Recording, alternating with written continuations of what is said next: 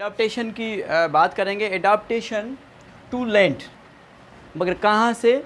From aquatic environment to land environment. Adaptation कैसे हुई और कब हुई? ये फर्स्ट एविडेंस हमें मिलती है फॉसिल रिकॉर्ड में, जब हम जियोलॉजिकल टाइम स्केल देखेंगे। पेज नंबर 8 पे आप देखेंगे, वो टॉपिक थोड़ा सा मिस हो गया है मुझसे, जियोलॉजिकल टाइम स्केल। उसमें जियोलॉजिकल टाइम स्केल में आप देखेंगे कि आपको 4 एरा नज़र आएंगे। प्रोटेरोजोइक एरा, फिर पैलोजोइक एरा, फिर मीजोजोइक एरा, और जो रीसेंट अभी जो एरा चल रहा है वो है सीनोजोइक एरा। फिर एरा में मुख्तलिफ पीरियड्स हैं, ठीक है। जो पैलोजोइक एरा है उसमें 6 पीरियड हैं, और 6 पीरियड में जो हमें एविडेंस मिलती है कि जो एविडेंस हमें मिलती है फॉसिल रिकॉर्ड की, वो हमें फर्स्ट एविडेंस मिलती है किसमें? सिल्वरियंस पीरियड में, जो कि 440 मिलियन ईयर्स अगो का पीरियड है। और हमें मिलता है डेवोनेंस पीरियड में, डेवोनेंस पीरियड 400 मिलियन ईयर्स अगो का पीरियड। जब आप देखेंगे बुक में तो आपको नज़र आ जाएगी इवोल्यूशंस के किस तरीके से इन्वेडेड हुए हैं प्लांट्स जो है सी से लैंड की तरफ। प्लांट्स की ज़िंदगी पानी में, अगर पानी में हम लाइफ देखेंगे, इन वाटर, लाइफ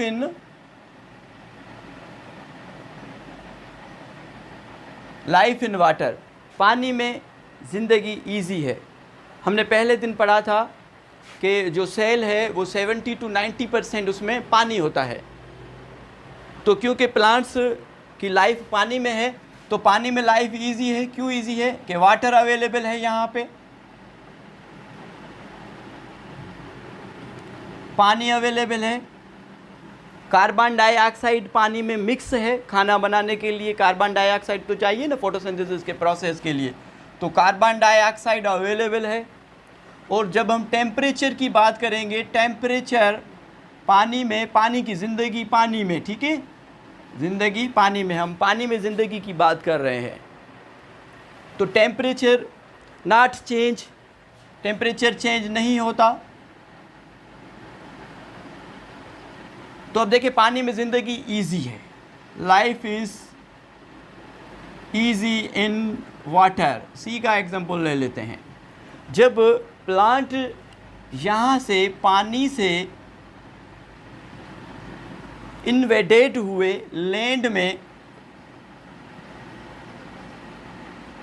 मीन्स कि लैंड की तरफ जब प्लांट्स आए, तो दे फेस्ड मेनी प्रॉब्लम। इन्होंने फेस किए बहुत सारे प्रॉब्लम। कौन से? दे फेस्ड मैनी प्रॉब्लम्स। पहला प्रॉब्लम पानी का, how they absorb water and how they conserve water. पानी को किस तरीके से वो एब्जॉर्ब करें और फिर किस तरीके से पानी को वो बचाएं, ये बड़ा एक मसला था। दूसरा कि टेम्परेचर को किस तरीके से फेस करें, क्योंकि देखें यहाँ पे पानी में टेम्परेचर चेंज नहीं हो रहा, मगर यहाँ पे लैंड पे टेम्परेचर चेंज होता है ना। हर इलाके का अपना टेम्परेचर है और टेम्परेचर चेंज भी होता रहता है। कार्बन डाइऑक्साइड पानी में मौजूद है, पानी में मिक्स्ड कार्बन डाइऑक्साइड है। तब प्लांट्स जब लैंड पे आए तो ये एक बड़ा मसला था प्लांट्स के लिए कि किस तरीके से कार्बन डाइऑक्साइड को इन्वायरमेंट से एब्जॉर्व करें। तो इन मसलों को फेस करने के लिए, इन मसलों को सॉल्व करने के लिए प्लांट्स ने एडॉप्टेशन की। हर माहौल में प्लांट्स ने अपने आप को एडॉप्ट किया। जब प्लांट ने अपने आप को एडॉप्ट किया तो जाहिर है उसने स्ट्रक्चर भी चेंज हुए, एडाप्टेशन में स्ट्रक्चर भी चेंज होंगे, ठीक है। तो आज का जो हमारा टॉपिक है वही यही है, एडाप्टेशन ऑन लैंड हैबिटाट, कि लैंड हैबिटाट में प्लांट्स किस तरीके से उनमें एडाप्टेशन हुई। तो ये कुछ एडाप्टेशन है अकॉर्डिंग टू योर बुक, ठीक है। तो एडाप्टेशन की हम बात करेंगे तो adaptation, rhizoids for water absorption. अब देखें एक पे डिस्कस करेंगे। पहली एडाप्टेशन क्या हुई? Rhizoids for water absorption. एक ये मार्केंशिया का जो है स्ट्रक्चर, इंटरनल स्ट्रक्चर है मार्केंशिया के थैलस को ट्रांसफर सेक्शन करके उसको माइक्रोस्कोप के नीचे जब देखा गया तो ये क्या है, कटिंग सेक्शन है मार्केंशिया प्लांट का। मार्केंशिया है लिवरवर्ट्स का प्लांट, ठीक है। ब्रायोफाइट्स का एक ये प्लांट है, उसका एक जो है फिगर दी गई है। आप देखेंगे कि ये एक थैलस की फिगर है, इंटरनल स्ट्रक्चर है। तो पानी को एब्जॉर्ब करने के लिए प्लांट ने क्या किया कि जो लोअर थैलस है, मीन्स के पीछे वाला जो थैलस का हिस्सा है, ठीक है, थैलस हम कह रहे हैं ब्रायोफाइट्स की प्लांट की बॉडी को, उनमें जो सेल हैं उनकी एक्सटेंशन हुई, सेल जो है वो एक्सटेंड हुए, सेल जो है वो बढ़े और फिलामेंटस लाइक उन्होंने स्ट्रक्चर बनाए।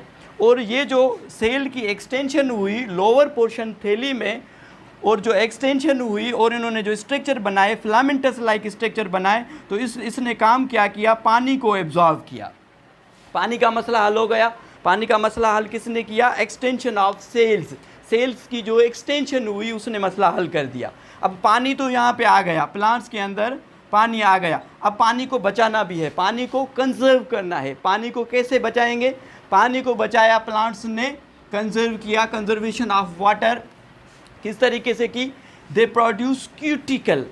देखें कि जो ये प्लांट्स का जो ये थैलस है, प्लांट्स के थैलस बहुत सारे सेल से बना हुआ था, ये मल्टी लेयर है, ठीक है।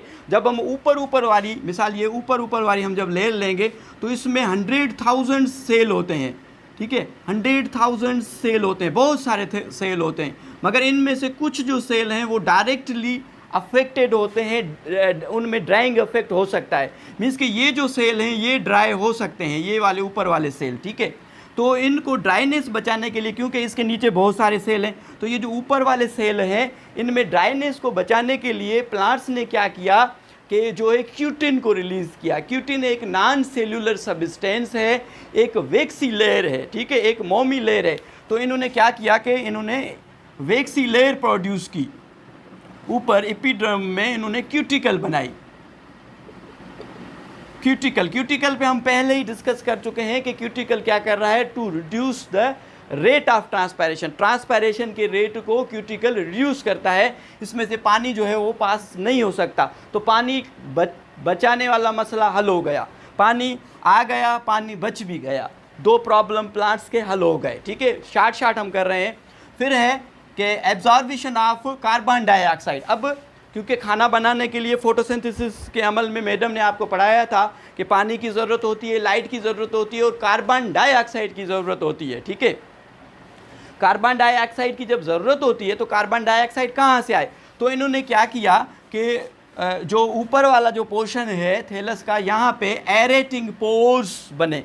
ये देखें यहाँ पे पोर्स बने, जो इन्वायरमेंट से कार्बन डाइऑक्साइड है वो डायरेक्टली जो है लीड, जो यहाँ पे स्पेस मौजूद था, तो इनमें कार्बन डाइऑक्साइड आ गई। कार्बन डाइऑक्साइड का मसला भी हल हो गया कि कार्बन डाइऑक्साइड जो है पोर्स के थ्रू आ गई, जो ये पोर्स बन गए, ठीक है।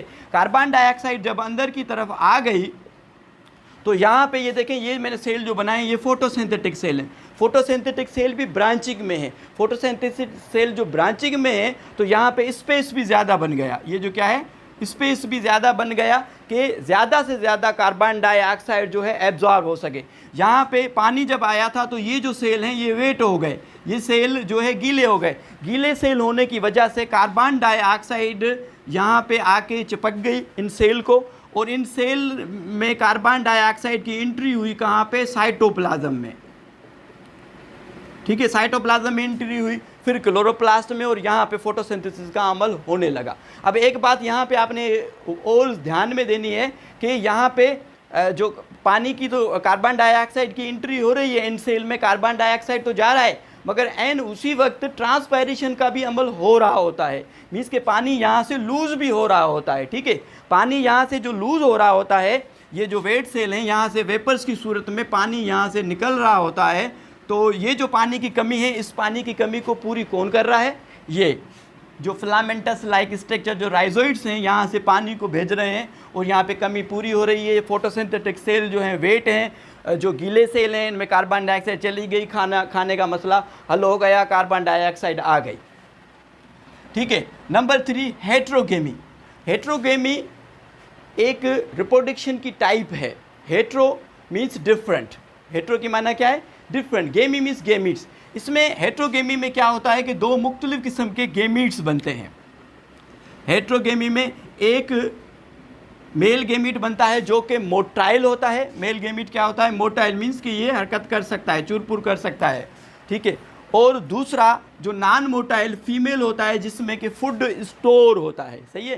तो इसको हम कहते हैं फीमेल गेमीट, और ये वाला पोर्शन हो गया मेल गेमीट। तो दो किस्म के गेमीट्स भी बन गए। Protection of reproductive cell. अब इन ये जो गेमीट्स हैं, मेल और फीमेल गेमीट्स, इनकी जो है प्रोटेक्शन कैसे हो, तो प्रोटेक्शन पे हम पहले ही डिस्कस कर चुके हैं कि इनकी प्रोटेक्शन कैसे होगी। जो मेल और फीमेल जो गेमीट्स हैं इनकी प्रोटेक्शन होगी गेमीटेंजियम के थ्रू। जो एंथ्रीडिया है, antheridia is a male sex organ and the archegonia is a female sex organ. जो मेल और फीमेल सेक्स ऑर्गेन है ये मल्टी सेलुलर हैं, ठीक है। ये सेक्स ऑर्गेन मल्टी सेलुलर हैं और इनमें ये जो मल्टी सेलुलर मिसाल एंथ्रीडियम, ठीक है, ये मेल मल्टी सेलुलर ऑर्गेन है। तो एंथ्रीडियम में क्या बनेंगे? स्पर्म, एज फॉर स्पर्म, ठीक है। और जो फीमेल है, फीमेल कौन क्या है? आर्चिगोनियम है, इसमें क्या बनते हैं? एग बनते हैं, ठीक है।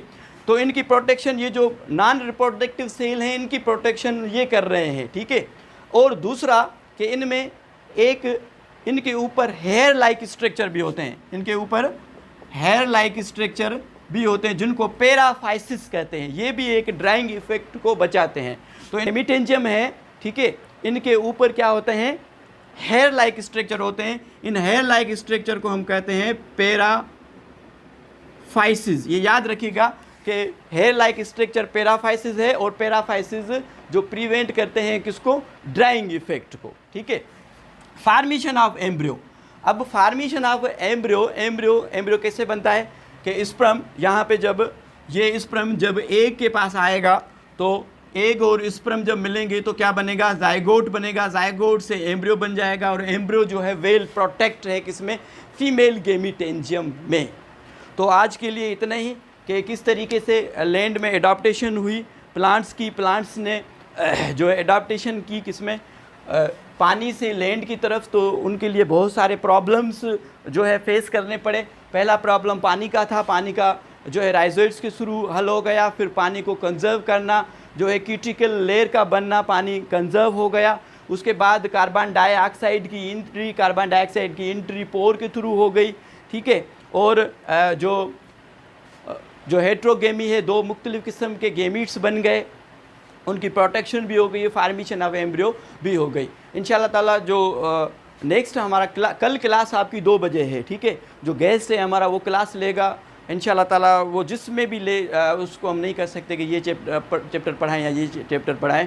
तो मैं अब लूँगा आपकी क्लास मंडे को, ठीक है। मैं क्लास आपकी लूँगा 3 या 4 दिन, ठीक है। फिर वो मैं आपको बताऊंगा कि किस दिन मैं क्लास लूँगा, सही।